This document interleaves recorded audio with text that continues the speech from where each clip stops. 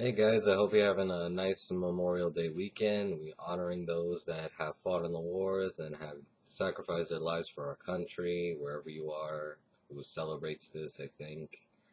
But yeah, I thought I would do this Q&A right now before I start getting into my day. I haven't even made my bed actually. So I'm gonna split this up in two parts because I did actually attempted to record this on Saturday, but it came out to 16 minutes, so I'm just gonna split this up in two parts. So this is part one, and let's get to it. I actually have a notepad up here with all the questions, so I'm just gonna go through maybe like 8 of them, I believe.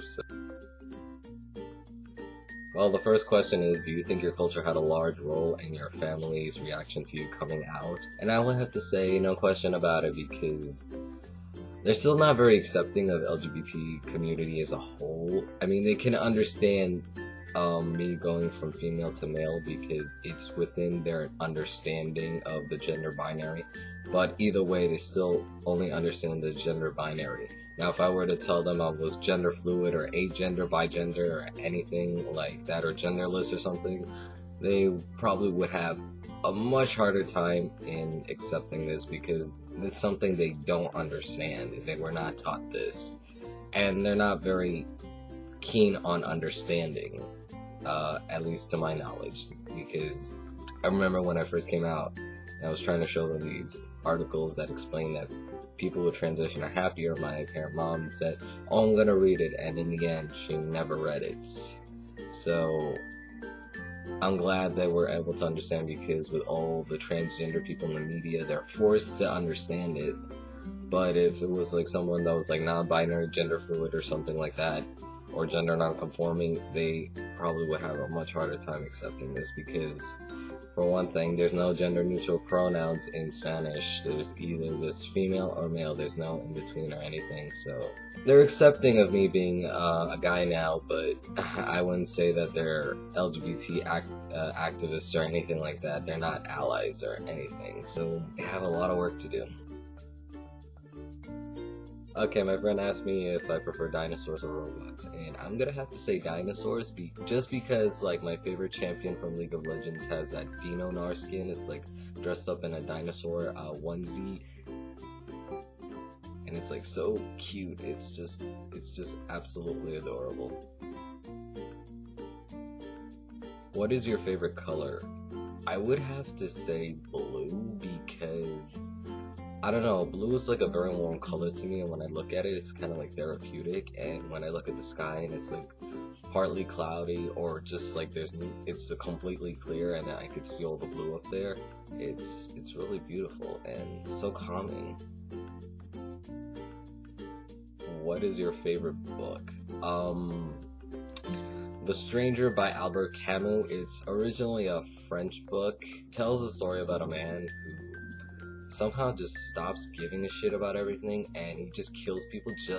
He just kills a person because he has just no reason anymore. He just did it because he just felt compelled to do it. And he's a guy who just lives for the sake of living, and I kind of identified with that because I did a lot of things without really giving much thought. It was like how does Nietzsche call that?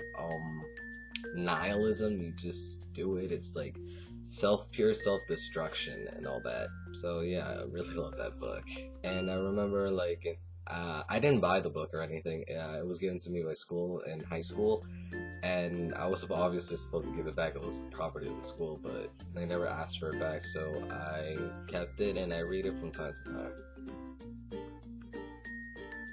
Okay, the next question asked me about my age. I'm 22.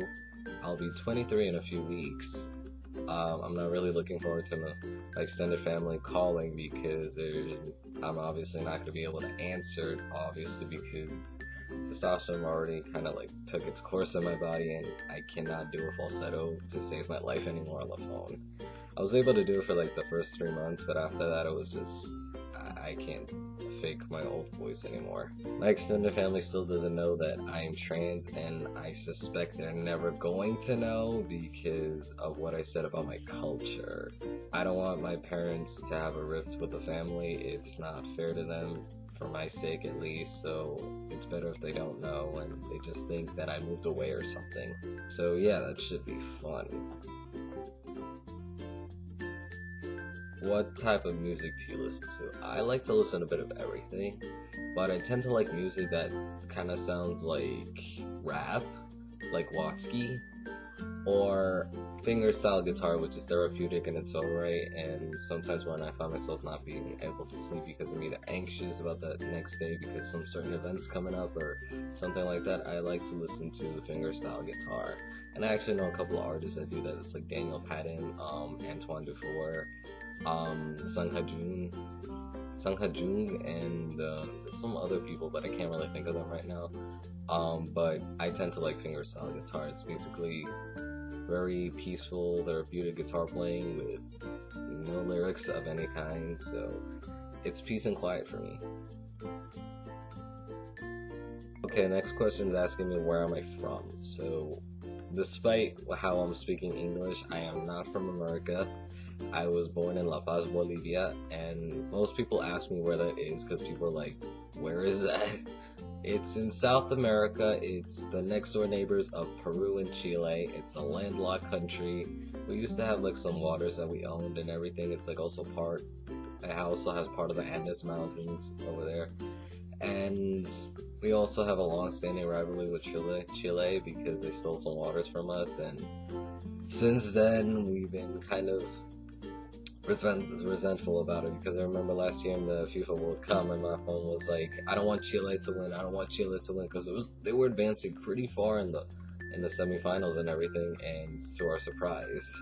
So yeah, it's a very behind the times country, just like everywhere else in South America. I think it would take a decade for it to catch up in terms of the transgender movement. Right now, I don't think we're completely ready for that yet, for change. Okay, I think that's all the questions I'm going to do for part 1. I will be putting part 2 up tomorrow. I mean, I'm going to record those now and just go put it up tomorrow so you guys can watch this and not get too bored of so many questions being thrown at you at the same time. So yeah, stay tuned for part 2.